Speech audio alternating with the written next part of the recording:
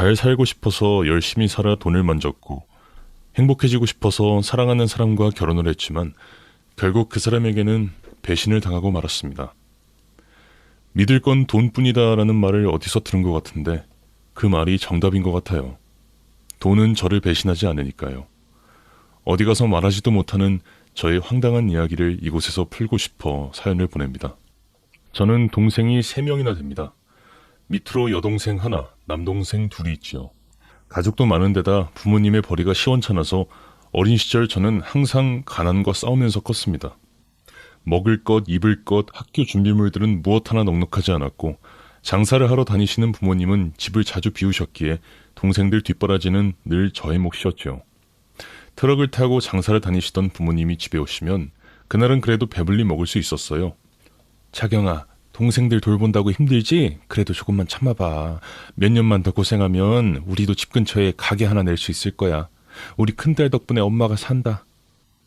우리 걱정하지 말고 더위 안 먹게 조심해요. 낮에 너무 더워. 한낮에 동네를 돌아다니며 제철 과일이랑 채소들을 파시는 부모님.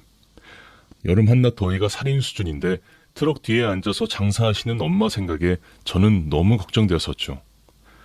그런 제가 너무 고맙다면서 꼭 안아주시고는 제 손에 맛있는 거 사 먹으라며 손때 묻은 지폐를 쥐어주시고는 했어요. 그런 엄마를 보면서 나는 커서 돈 많이 벌 거라고 마음속으로 몇 번이나 다짐을 했지요. 그렇게 시간이 흘러 저는 고등학생이 되고 동생들도 제법 많이 컸어요. 제가 없더라도 자기들끼리 있을 수 있게 되자 저는 아르바이트를 시작했어요.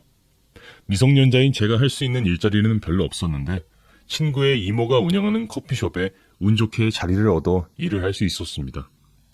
처음 하는 일이니 할 줄 아는 것도 없었지만 잘리지 않으려고 열심히 일했어요.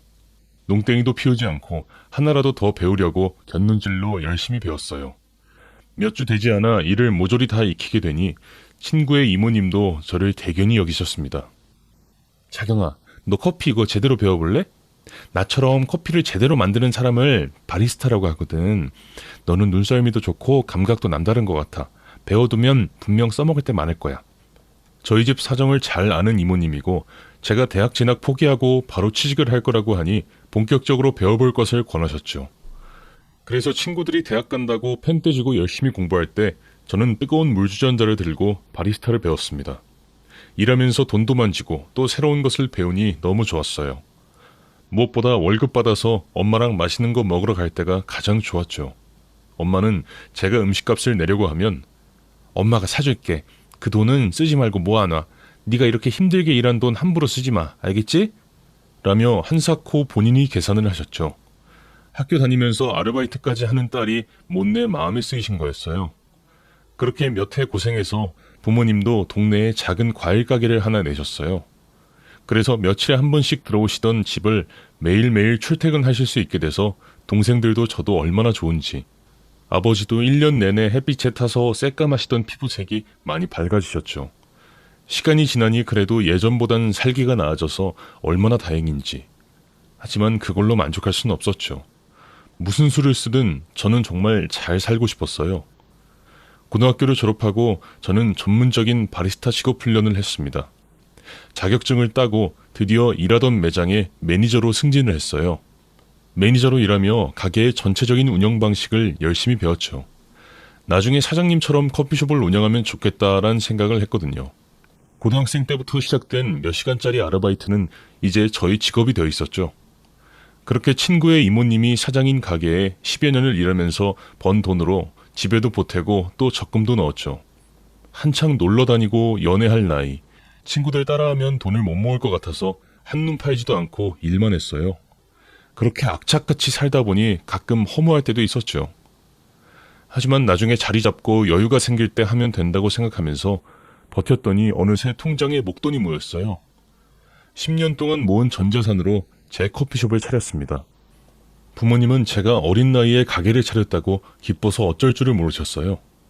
장하다고, 우리 큰딸이 최고라고 오픈식을 하는 날 눈물을 멈출 줄을 모르셨어요.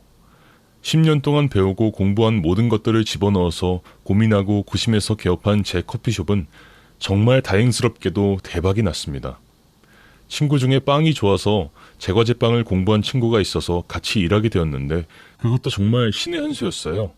좋아서 만드는 빵 맛은 정말로 기가 막혔거든요. 저의 10년의 노하우가 담긴 커피와 정성이 들어간 빵들로 저희 가게는 입소문을 타게 되었고 오픈 2년 만에 2호점을 개업하게 되었습니다. 2호점 오픈도 마치 드라마처럼 저의 오랜 단골분이 노는 땅이 있다며 거기에 2호점을 오픈할 수 있게 도와주셨고 지금도 투자해 주셔서 야외 테이블을 둘 수 있는 제법 큰 커피숍을 차릴 수 있게 되었어요. 너무 크게 확장한 건 아닐까 걱정도 되었지만 오픈하자마자 그야말로 대박이 났습니다. 찾아주시는 손님 한 분 한 분 어찌나 감사하던지. 커피숍을 2개나 운영하며 어느 정도 자리를 잡자 여기저기 선자리가 많이 들어왔어요. 나이 있으신 단골분들이 많았는데 결혼도 안 하고 일만 한다며 많이 안타까워 하셨죠. 그럴 때마다 저는 그런 자리를 모두 거절했어요. 예전엔 자리 잡으면 연애도 하고 놀러 다니고 해야지 했지만 막상 가게가 잘 되니 온통 신경이 여기에 쓰여서 남자 생각도 안 났거든요.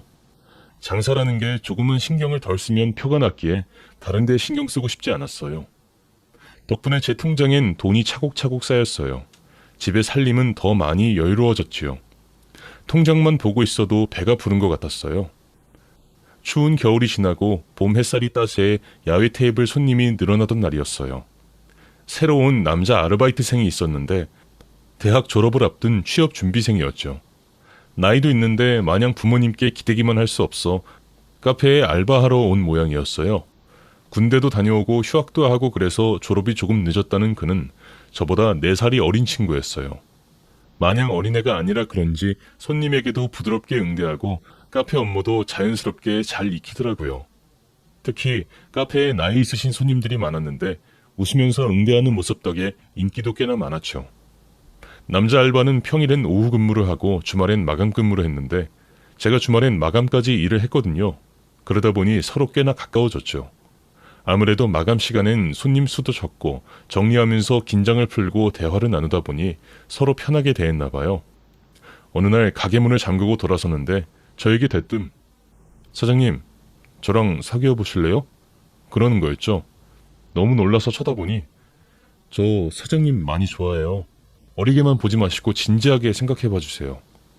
제법 진지한 표정으로 말을 하는데 그냥 넘길 수가 없어 웃으면서 거절했어요. 그랬더니 저 이래봬도 근성 있어요.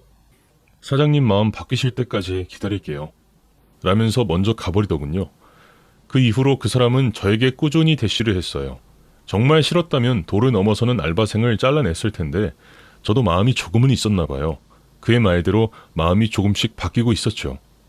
하지만 그는 저보다 4살 어린데다 아직 취업도 안 한 백수. 그동안 악착같이 살아온 제가 선뜻 받아줄 수 있는 조건이 아니었죠. 마음은 정말 고마운데 현실적으로 우리는 서로 안 맞는 것 같아. 정말 미안해. 진지하게 다시 한번 거절을 했고 그 사람은 비통한 표정으로 일을 그만뒀습니다. 저도 마음이 쓰렸지만 그도 곧 마음을 돌릴 거야 라며 생각을 정리해버렸죠. 든 자리는 모르지만 난 자리는 안다고. 출근해서 저만 바라보던 그 사람이 없어지니 많이 허전했어요. 알게 모르게 저도 그에게 마음을 많이 주고 있었구나 싶었죠. 흔들리는 마음을 다잡으며 다시 일에 집중하려고 애를 써야 했습니다. 그렇게 몇 달이 지나고 주말 마감을 하고 있는데 직원이 갑자기 저를 부르는 거예요. 소리가 들리는 쪽으로 돌아봤더니 제 마음을 흔들어 놓고 간 그 사람이 멋진 정장 차림에 커다란 꽃다발을 들고 서 있었어요.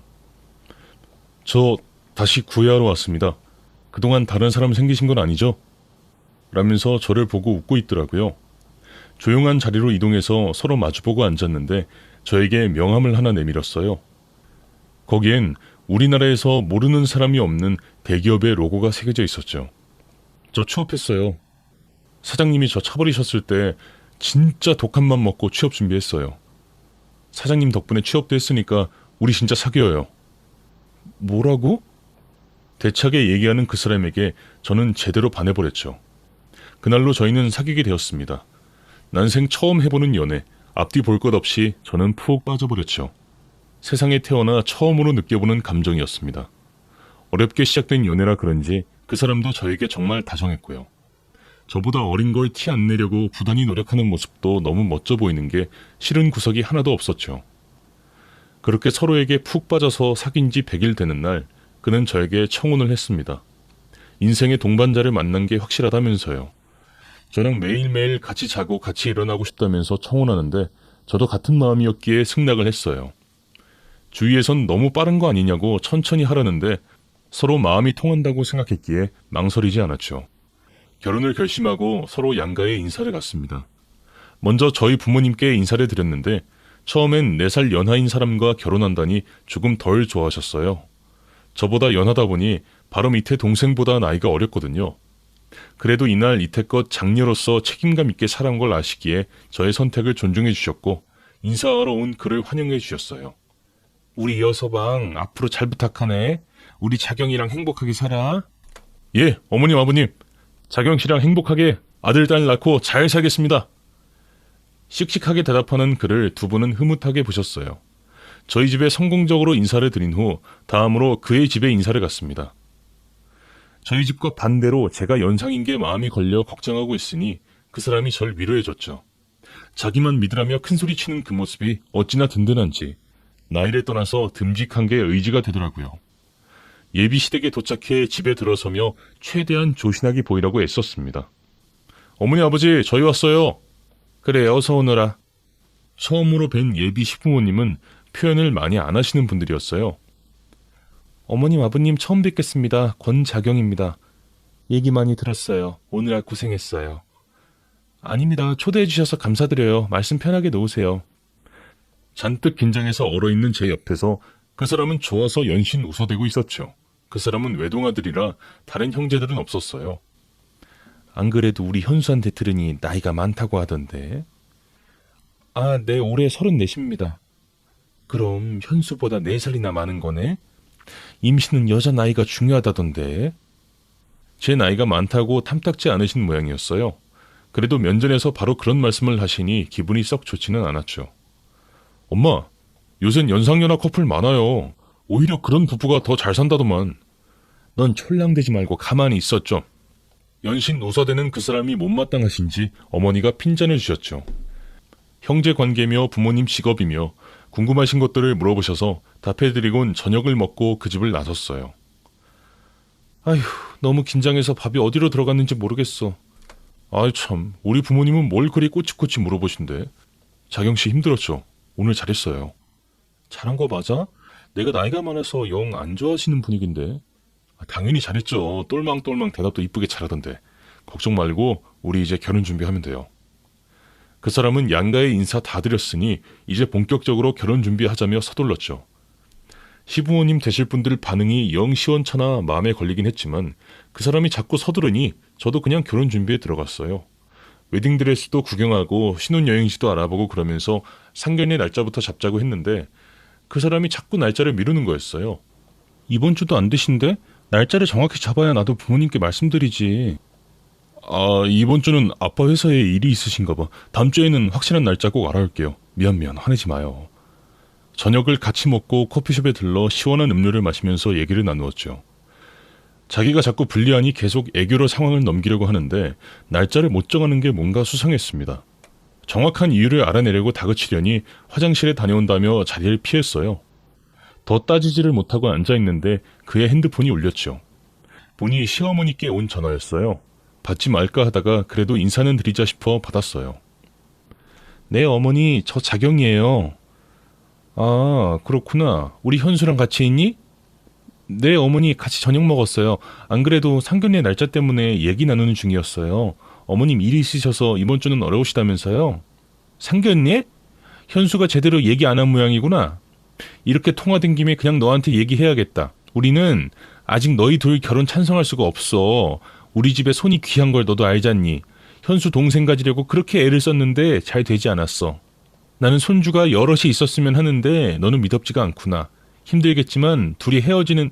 어머니가 하시는 말씀을 담담히 듣고 있는데 화장실을 다녀온 그 사람이 핸드폰을 빼앗았어요. 엄마, 저 집에 들어가서 얘기해요. 전화 끊을게요.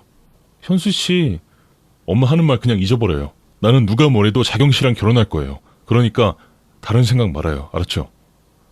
단호하게 무조건 결혼할 거라고 얘기하는 그 사람이 참 고마웠습니다. 하지만 방금 시어머니한테 들은 그 이야기의 충격이 쉽게 사라지지는 않았어요. 남자 하나만 보고 결혼하기에 주변에서 워낙 고부 갈등 이야기를 많이 들었던 터라 겁이 났죠. 그리고 내가 뭐가 아쉬워서 이런 소리까지 들어가면서 이 결혼을 해야 하는지 라는 생각도 들었습니다. 옛날에나 여자 나이 34이 많은 거지. 요즘 세상에 누가 그런 걸 따지는지. 순간 어렵게 저를 키워주신 부모님께 죄송한 마음까지 들더군요. 여러 가지 감정들이 복합적으로 저를 힘들게 했습니다. 남편 하나만 보고는 얼마든지 할 수 있는 결혼이지만 결혼은 우리 둘만의 문제가 아니었으니까요. 그렇게 저는 며칠을 남편을 피하며 생각할 시간을 가졌어요. 생각할 시간이라기보다는 회피하고 싶었던 것 같아요. 남편은 그런 저에게 자신만 믿고 따라오라며 더욱 강한 모습을 보여주었어요. 그래서 그래, 한번 정면 돌파해보자 라는 마음이 생겼던 것 같아요. 남편이 어떻게 설득을 했는지 시댁에서는 저희 결혼을 허락해 주었고 그렇게 저희는 결혼을 했습니다. 행복한 신혼생활, 하루하루가 행복했고 이렇게 좋은 걸 왜 이제 했나 싶고 하지만 그 시간이 2달이 채 안 되어서 시어머니는 임신을 강요하기 시작했습니다. 얘야, 결혼 전부터 내가 이야기했잖니. 너 나이도 있는데 얼른 임신 준비해야지. 이거 내가 용하다는 곳에 가서 지어온 거다. 애가 잘 들어선다고 하니 아침마다 꼭 챙겨 먹거라. 네, 어머님. 매일 아침 시어머니는 저에게 전화가 와서는 보약을 챙겨 먹었냐고 했고 어떤 날은 남편과 잠자리는 하고 있는 거냐며 노골적인 질문까지 했어요. 정말 수치심을 느낄 정도로 구는 시어머니가 싫었습니다. 현수씨, 당신 어머니 정말 너무한 거 아니야? 내가 애 낳는 기계야? 하루가 멀다 하고 매일같이 전화 오셔서 약 먹었냐, 몸은 어떠냐, 관계는 했냐. 내가 이런 소리 계속 들어야 해? 아, 엄마도 참... 미안해. 자기야, 내가 대신 사과할게. 이럴 게 아니라 그냥 우리 불임 병원이라도 가보자. 진짜 어머니 말씀대로 내가 나이가 많아서 문제인 거면 무슨 대책을 세워야 하는 거잖아. 알겠어. 정말 미안해. 남편이 미안해할 건 없었는데 시어머니에게 받은 모든 스트레스는 고스란히 남편에게로 갔습니다.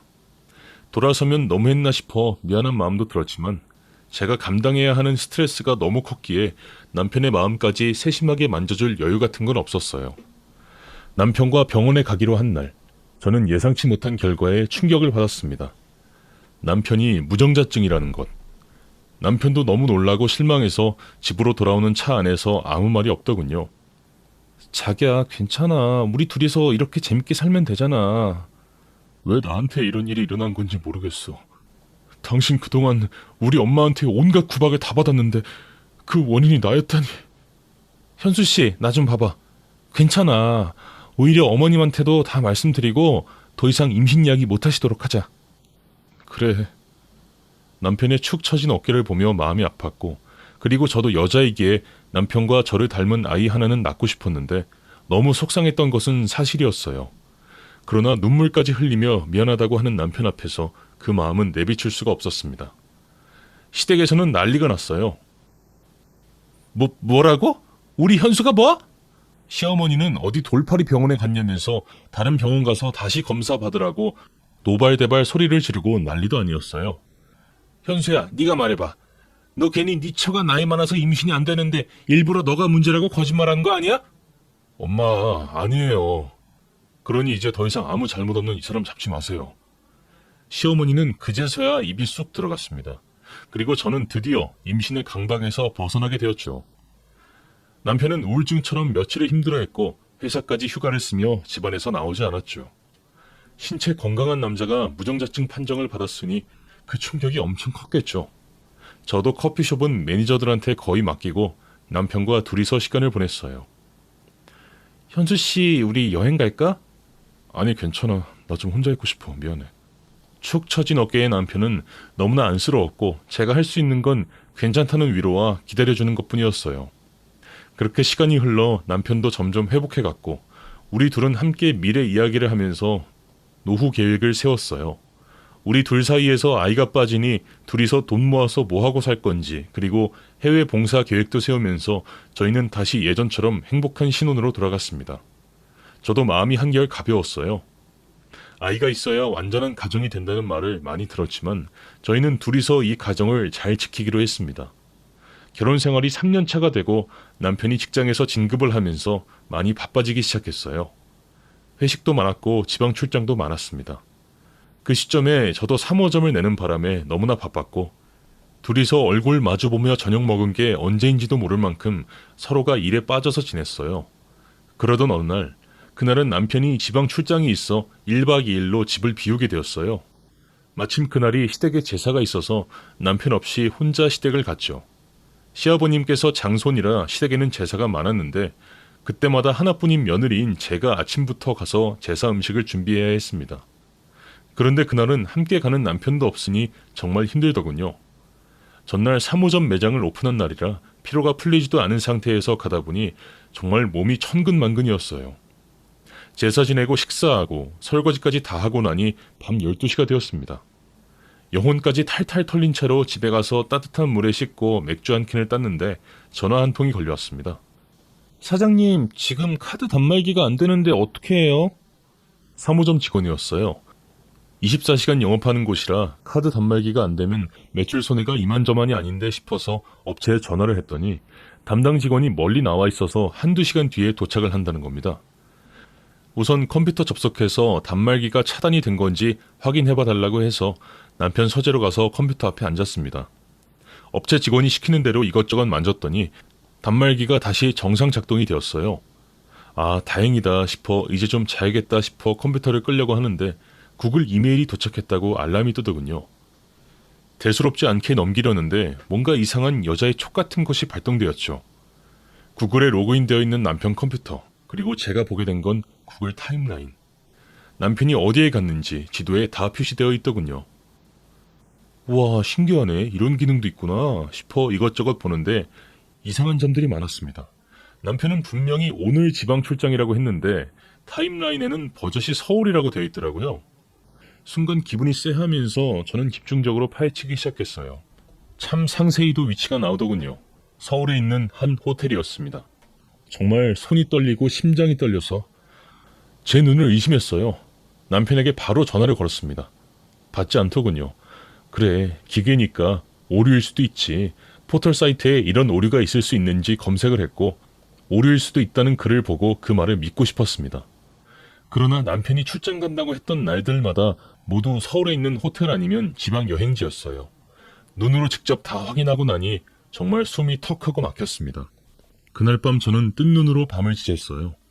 밤새도록 남편의 구글을 뒤졌고 그리고 제가 보게 된 클라우드에 저장된 실시간 업로드 사진. 남편은 저 몰래 바람을 피우고 있었습니다. 사진 자동 올리기가 설정되어 있는지도 모른 채 폰으로 찍은 사진이 실시간으로 클라우드에 올라오더군요. 호텔 안에서 남녀가 벗고 찍은 사진을 보는 순간 저는 모든 것이 무너졌습니다. 믿었던 남편의 배신, 제가 보기에도 새파랗게 어린 여자와의 불륜. 순간 책상 위에 있는 탁상 거울 속의 제 모습이 너무 초라했습니다.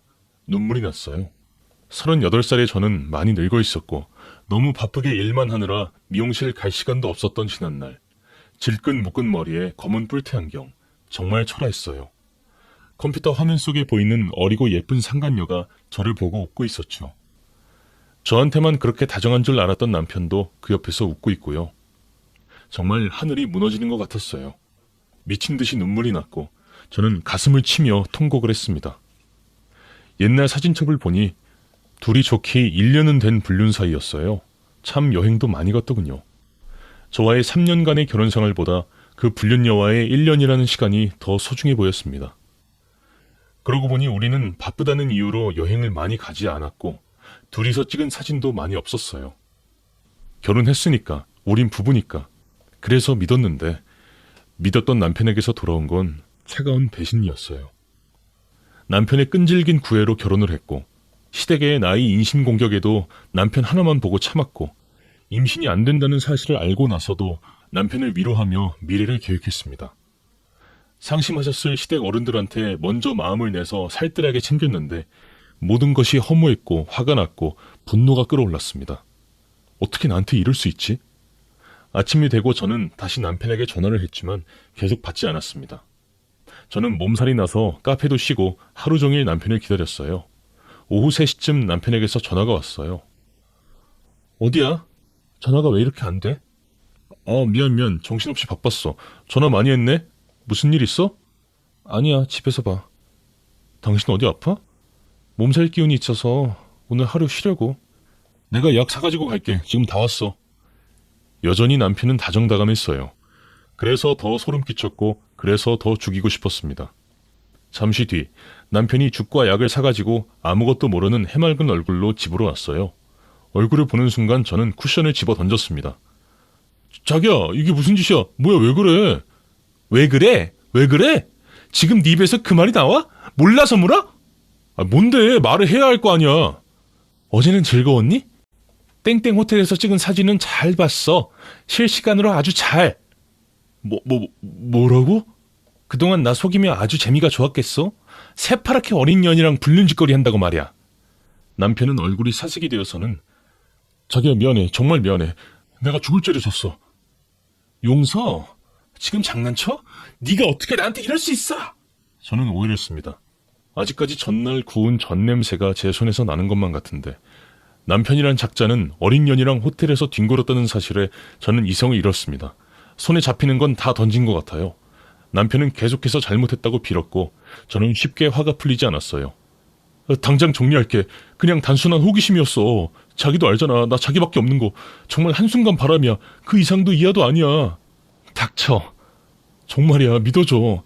한순간 바람을 1년 동안 피니? 남편의 불륜 상대는 다름 아닌 회사 여직원이었어요. 대학 졸업하고 바로 취업한 25살의 꽃다운 처녀였죠. 일 때문에 친해지다 보니 이렇게 되었다면서 정말로 자기가 미쳤다면서 싹싹 비는 남편. 아이가 없어도 안정적이고 완전한 가정이 될 수 있다고 호언장담했던 제가 어리석었어요. 그년 내 앞에 데리고 와. 내가 당신 말을 어떻게 믿어? 자기야, 정말 정리할게. 정말이야. 장난쳐? 내일 회사 가면 바로 얼굴 보게 되는 여자랑 정리를 해? 폭도 하겠네. 당장 전화 걸어. 남편은 저의 완강한 태도에 불륜녀에게 전화를 걸었고 그렇게 우리 3명은 만나게 되었습니다. 사진보다 훨씬 어려 보이는 여자가 왔고 뭐가 그리 당당한지 제 앞에서 미안한 기색 하나 없더군요. 저 오빠 사랑해요. 불륜녀는 당돌했습니다. 싹싹 빌어도 모자랄 판에 오히려 제 앞에서 당당하게 사랑 타령을 하더군요. 너 미쳤어? 무슨 소리야? 와이프 앞에서 우리 둘이 관계 끝낸다고 그 말 하려고 불렀어. 뭐? 오빠 진심이야? 그동안 나 가지고 논 거야? 나 유부남이란 거 알고 만난 건 너잖아. 오래 못 갈 거란 거 네가 더 잘 알잖아. 오빠! 나 정말 오빠 사랑한다고. 이혼하고 나한테 와.